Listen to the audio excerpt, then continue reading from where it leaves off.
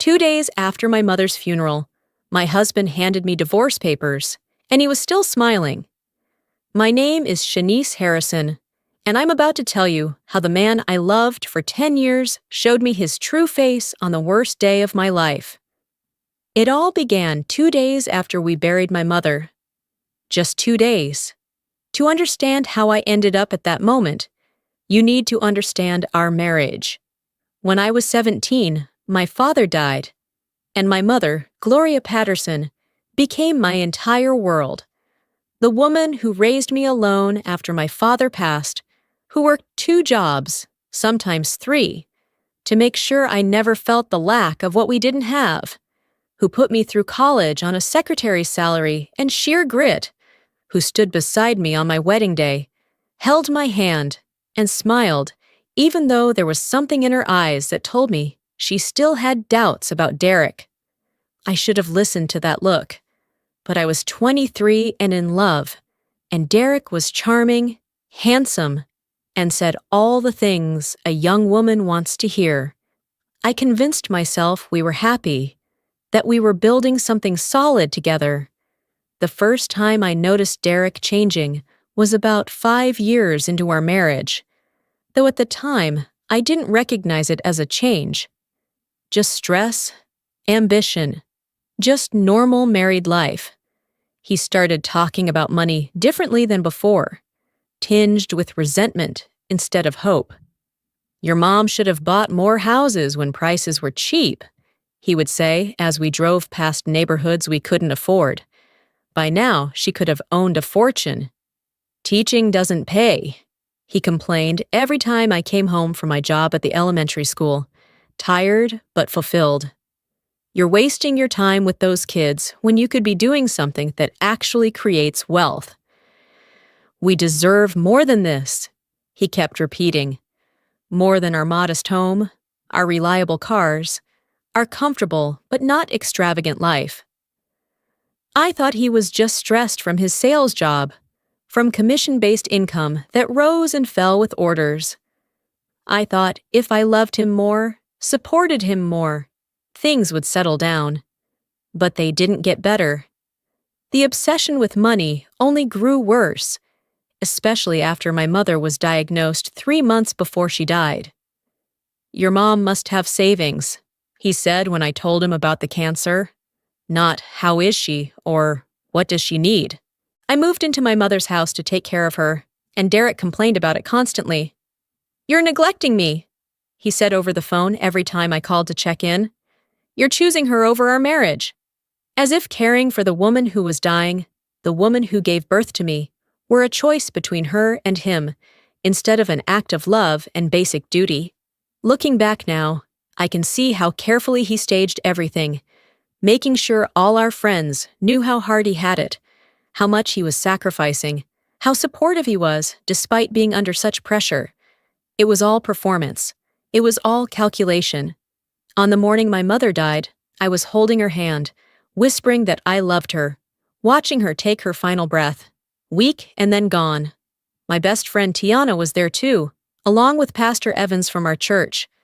Derek was at work. He said he couldn't take another day off, that he had already missed too much.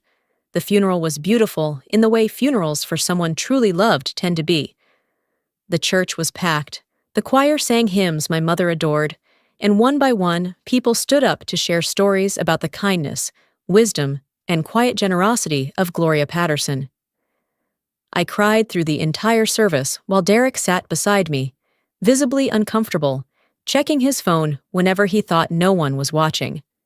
The next day, the papers were delivered by a courier, his face apologetic as he handed them to me. I signed for them with shaking hands and read the unfamiliar legal terms: divorce, irreconcilable differences, equitable division of assets. For a moment, the words seemed to float. They hovered in the air as if from another language, something I couldn't fully process. I had just spent the morning at my mother's house, going through her closet, touching dresses that still faintly smelled of her perfume, and sobbing so hard I had to sit down on the floor because my tears blurred everything. That afternoon, Derek came over, letting himself in with his key as if he were still the owner of the place. I was sitting at the kitchen table, surrounded by sympathy cards and casseroles sent by church members, still in my pajamas, because I didn't have the strength to change my clothes. "Have you gone through the papers yet?" he asked, not meeting my eyes. "You filed for divorce 2 days after my mother's funeral," I said, my voice flat. "Shanice, I know the timing isn't ideal." "Ideal?" I let out a short, hollow laugh, with no humor in it. "My mother just died, Derek. She's gone. And you're talking about timing?" He actually had the nerve to look offended. "You can't turn this into your personal grief. This has been building for a long time. We both know this marriage has been dead for years." "Dead for years?" I stood up, bracing my hands on the table. I was taking care of my dying mother, not because the marriage was falling apart, but because I was doing what needed to be done while you complained that I wasn't home enough. "Either way," he said, pulling out a folder and setting it carefully on the table, "we need to talk about assets. My lawyer says that in Texas, inheritances received during a marriage are marital property. Your mother's estate will need to be split evenly between us." And just like that, the truth was out. The real reason for the divorce, the calculation that had been hiding behind those cold eyes. "You're divorcing me for my mother's money?" I said bluntly, without a shred of doubt. "I'm divorcing you because our marriage is over." He shifted his weight, and I saw something flicker across his face. Not guilt, but calculation, as if he'd rehearsed this moment and was making sure he hit all the right marks. "I'm talking about the fact that your mother left a significant estate, and as her son-in-law, I'm entitled to half. But honestly, Shanice, I've been thinking about this for a while. We've grown apart. For the last 4 months, you've neglected our marriage to take care of her. I think we both deserve better." The cruelty of it knocked the breath out of me. He slid the folder toward me. "My lawyer estimates your mother's assets at around $1.7 million. That's $850,000 each, plus an equal split of the value of this house. I think that's fair." Fair. I stared at the man I'd shared a bed with for 10 years, the man who was supposed to love me through joy and grief alike. "Derek, my mother just died. We buried her this morning. What are you even talking about?" "Get out," I said quietly. "This is my house, too." "Get out," I shouted this time, my voice shaking with grief and rage. "Get out of my sight." He stood slowly, jaw clenched. "You should know I've already talked to a lawyer about the inheritance. The longer you drag this out, the messier it gets. Just sign the papers, Shanice. Let's both move on with our lives." "Get out," I said again. He left, grabbing his keys and wallet in a hurry, his face almost relieved, while I collapsed onto the sofa, sobbing so hard it felt like my ribs were going to crack. My mother had been right. 2 weeks before she died, when the morphine haze lifted for a brief moment and her eyes grew sharp and knowing. "Promise me you'll trust attorney Bernard Jackson," she said, gripping my hand with surprising strength. "When the time comes, listen to him. Do you hear me?" I had promised, thinking she was just worried about me, maybe a little paranoid from the medication. Now, sitting alone in the living room while my husband pushed for divorce on the very day of my mother's burial. I wondered if my mother had known something I didn't. I picked up the phone and called attorney Bernard Jackson's office, my voice shaking when the receptionist answered. "This is Shanice Harrison." "My mother is Gloria Patterson. I need to speak with Mr. Jackson about her estate." "Of course, Ms. Harrison. He's been expecting your call. Can you come in at 10 o'clock tomorrow?" That surprised me. How did he expect me? How did he know I would call? Bernard Jackson's law office was in a downtown office building, and I had met him a few times over the years, whenever my mother needed legal help. He was a dignified black man in his late 60s, with silver hair and kind eyes behind metal-rimmed glasses. The next morning, when I walked in, still wearing the black dress I'd worn to the funeral, because everything else felt wrong, he stood up and pulled me into a hug. "Shanice, I'm so sorry about Gloria. Your mother was an extraordinary woman." "Thank you," I managed, my throat tightening. He motioned for me to sit, and I noticed several thick folders already laid out on his desk, as if he had prepared for this meeting. "I know you're going through an incredibly difficult time, so I'll be direct. Your mother came to see me 6 months ago to make some very specific changes to her estate plan." 6 months ago? But she wasn't even sick then. "That's true, but Gloria was always a woman who planned ahead." He opened the top folder. "Now, before we go any further, I need to ask you something. Has Derek mentioned the inheritance yet?" I felt my heart tighten. "How do you know?" His expression grew serious. "Because your mother anticipated it. In fact, she was so certain he would try to claim your inheritance that she took very specific legal steps to make sure that never happened." "I don't understand." "Your mother left everything to you, Shanice. The house, valued at around $400,000. Her savings and investment accounts, totaling approximately $1.3 million. Her life insurance policy, another $500,000.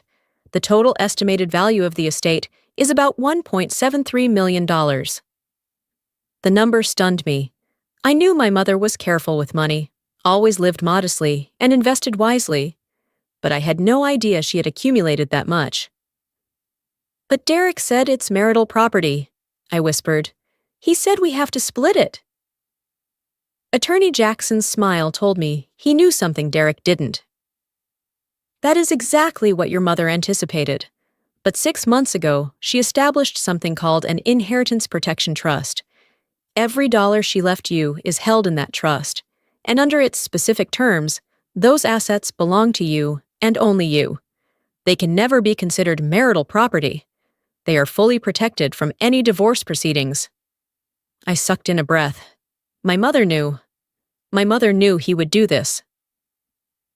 "She never said anything directly negative about Derek," Attorney Jackson said carefully. "But about a year ago, she came to ask about protecting an inheritance in the event of a divorce. She said she had a feeling and wanted to make sure that if anything happened to her." He paused, then pulled out another file from beneath the desk, looking like an investigative report with photographs and written statements. "And that's not all. Your mother went further. About a month ago, she hired a private investigator, an old friend of mine, to follow Derek. She wanted to be sure. Sadly, she passed away before receiving the full report, but I continued the investigation and completed it according to her wishes." My heart pounded. "What did you find?"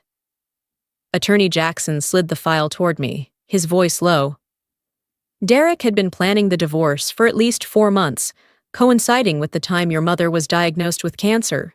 He met with his own lawyer, discussed asset division, and quietly moved money from your joint accounts into an account in his own name, using business expenses and short-term investments. The amounts weren't large enough to draw immediate attention, but they were sufficient to create a personal safety net for himself." I swallowed hard. I had never checked those numbers. I had been at the hospital. I had been at my mother's bedside. "But that's not all." He laid out the photographs, blurry but unmistakable images taken from a distance. Derek and a young blonde woman entering a hotel on the outskirts of Dallas, his arm around her shoulders. Another photo.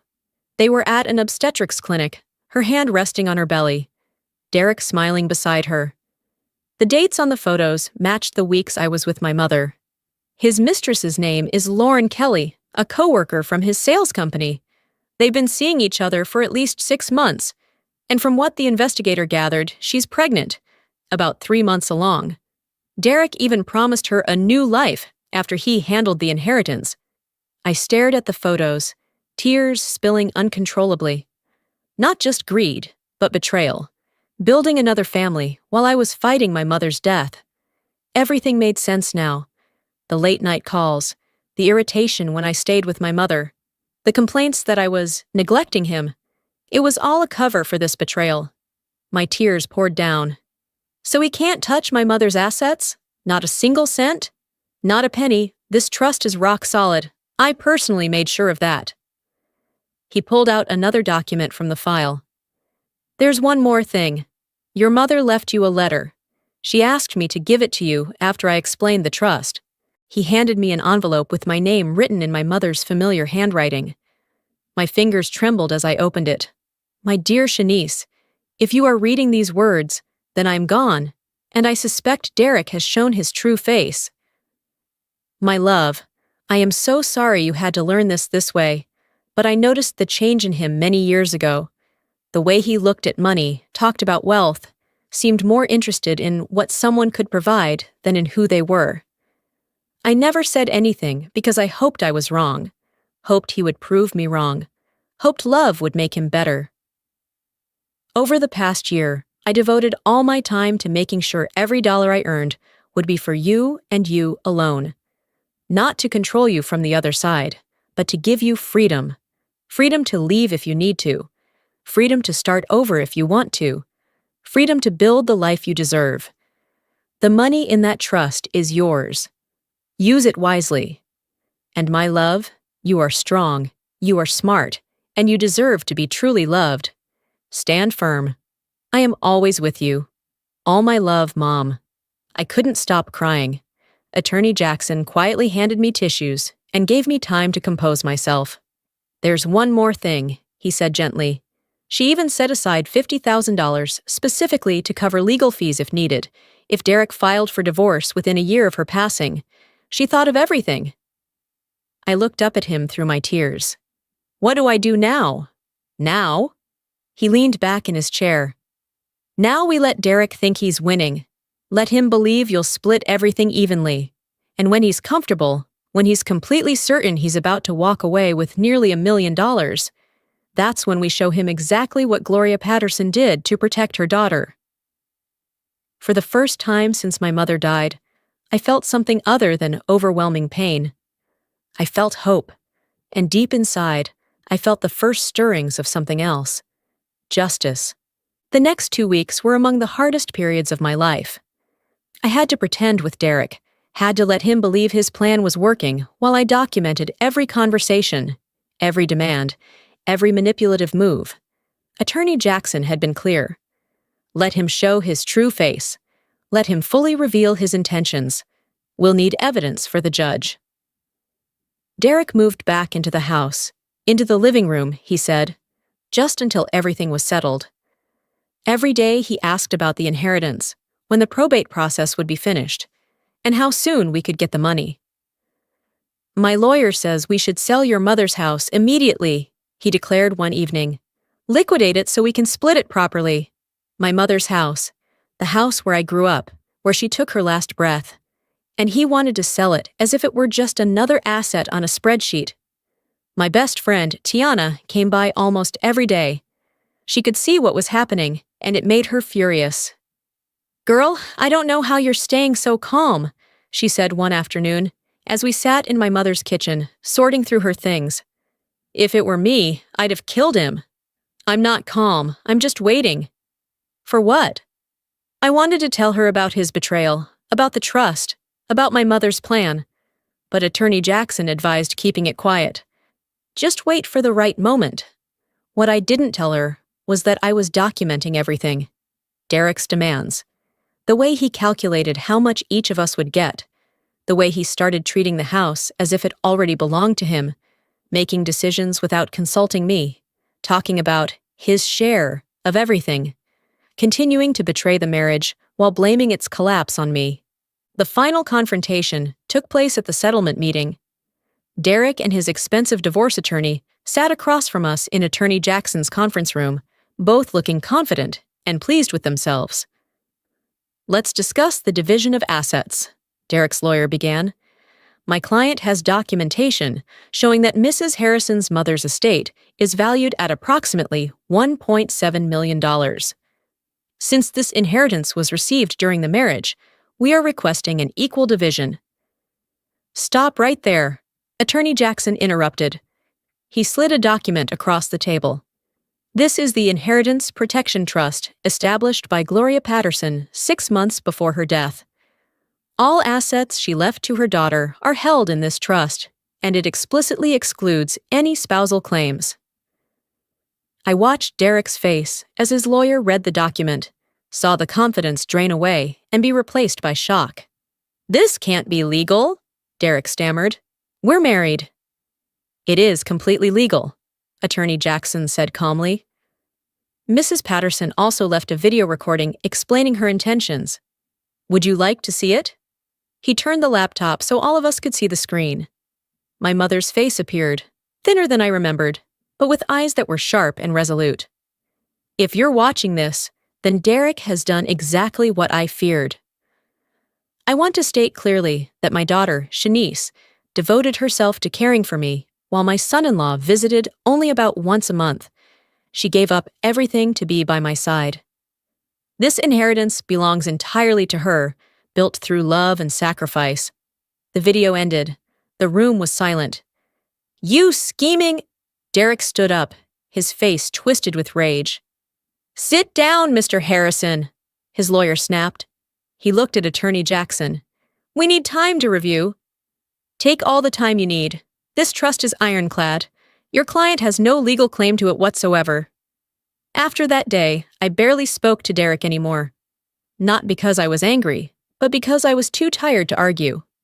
I left everything else to the lawyers and spent most of my time in my mother's old room, sorting through her things or simply sitting in silence. Derek wasn't used to that. He was used to me explaining, used to me reassuring him, used to me coming back whenever he apologized. But this time, I didn't. And my silence infuriated him more than any criticism ever could. I could feel his restlessness through the apologetic messages, the attempts to patch things up. Derek began to panic.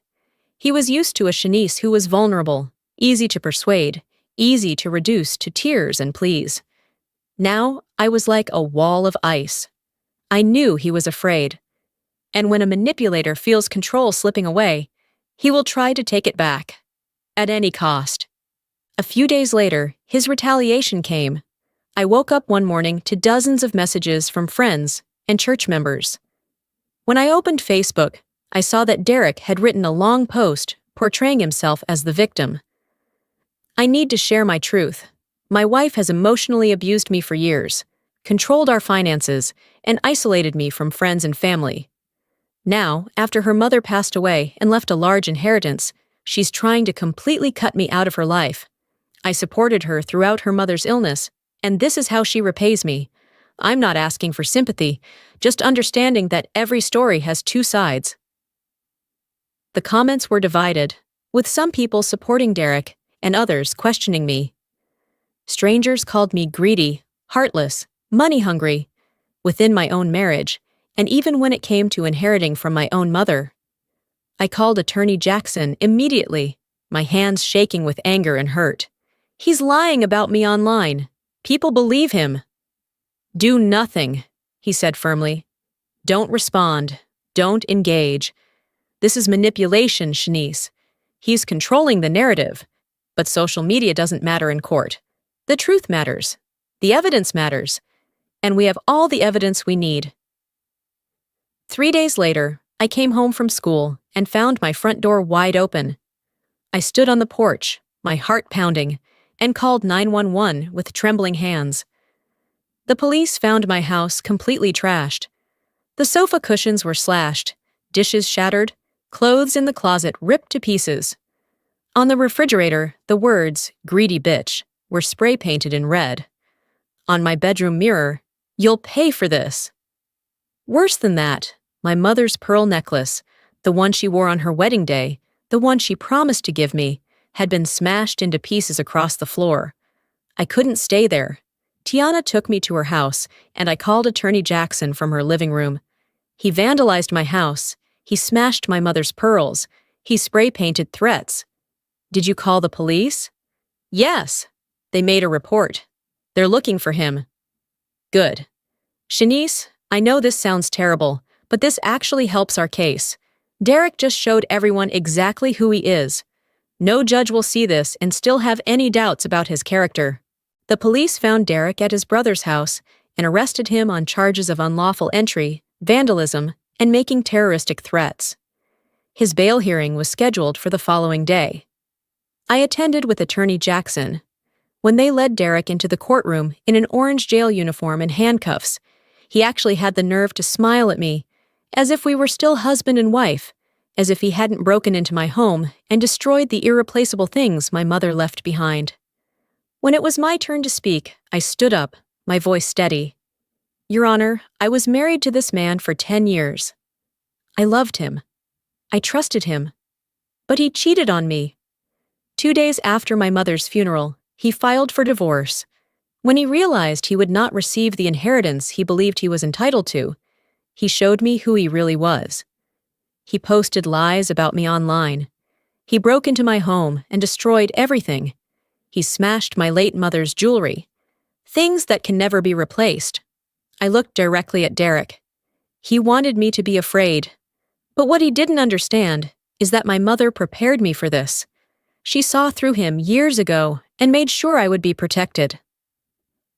The judge set his bail at $50,000 and issued a restraining order against him. Derek was required to stay at least 500 feet away from me at all times. The divorce was finalized exactly 4 months after my mother's death, much faster than most contested cases, thanks to the mountain of evidence we had carefully prepared. At the final hearing, I sat up straight and met Derek's eyes without a trace of trembling. The judge reviewed everything: my mother's ironclad trust, the investigative reports detailing the affair and asset diversion, recordings of Derek saying he deserved more, the defamatory social media posts, and the police report from the vandalism. He was ordered to pay full restitution for all damages, from repairing the house to compensating for my mother's irreplaceable pearl necklace, plus the $20,000 he had secretly withdrawn from our joint account to support Lauren. Derek walked away with nothing, not a single cent of the inheritance, and even in debt. But his downfall didn't stop in the courtroom. Derek's commission-based sales job had been unstable for a long time. After the arrest and local news coverage of the vandalism and restraining order, his reputation collapsed. The company fired him immediately. No one wanted an employee accused of making terroristic threats representing their brand. He was unemployed, his resume permanently stained, and every interview that followed ended the moment employers Googled his name. Lauren, once she realized there was no big money coming to build the new life he had promised, quickly turned her back on him as well. She kept the baby, but cut all ties with him just weeks after the trial. I heard it through a mutual contact at the company. Lauren said she didn't want her child growing up around a man who was all calculation and failure. Derek now lives alone in a cheap rental apartment, buried in debt, with no stable job and no new family like the one he imagined. As for me, on the day I signed the final divorce papers, I set down the pen without a single tear of regret. I felt lighter, as if a 10-year weight had been lifted from my shoulders. Derek thought he could use my grief to steal the future my mother had spent her life building, but he lost. To my mother, to his own greed and betrayal, and ultimately to the life he destroyed with his own hands. Just as my mother intended, not a single dollar of hers ended up in the hands of someone unworthy. 1 year later, I sat in my mother's garden, now my garden, planting the roses she had always wanted. The house was mine. The money had given me a freedom I'd never imagined, and I had gone back to school to earn a master's degree in education, something my mother had always encouraged. I had also established a scholarship fund in her name, helping students in our community go to college, just as she had worked multiple jobs to support me. At the first scholarship ceremony, I stood before the church community and shared my story. My mother taught me that true love is protective, I said. It doesn't control or manipulate. It doesn't come with conditions. It simply protects. When you have that kind of love in your life, when you know someone loves you enough to think about your future, even when they know they won't be there to see it, that's enough. 2 years after my mother passed, I was finally truly happy. Not the fake happiness I performed with Derek, but real joy. The kind that comes from knowing yourself, from freedom from living honestly. Sometimes people ask if I'm dating again. I smile and tell them the truth. I'm not searching, but I'm not running either. If real love comes, it will come. And if it doesn't, I'm completely content with my single life. Because that is what my mother's gift truly gave me, not just financial security, but freedom. Freedom to choose my own path. Freedom to say no to anything that doesn't serve me. Freedom to wait for real love instead of settling for a false one. Freedom to be happy in my own way. On the first anniversary of my mother's death, I visited her grave with flowers and read aloud the letter I had written. Dear Mom, it's been 3 years, and I want you to know that I'm okay.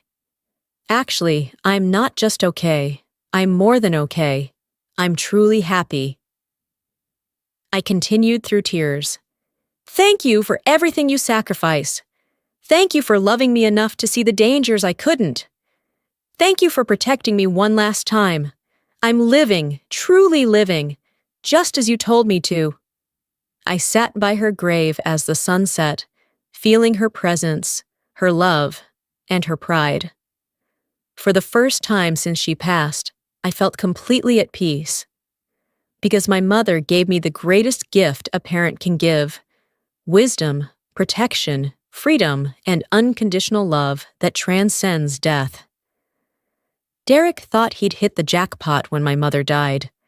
But what he never understood was that my mother was always one step ahead. She knew exactly who he was, and she made sure he would never benefit from the love she had for me. And now, every day, I live with gratitude for having been loved that way. My mother's love didn't end when she died. It simply transformed into protection, into freedom, into the beautiful life I am building now.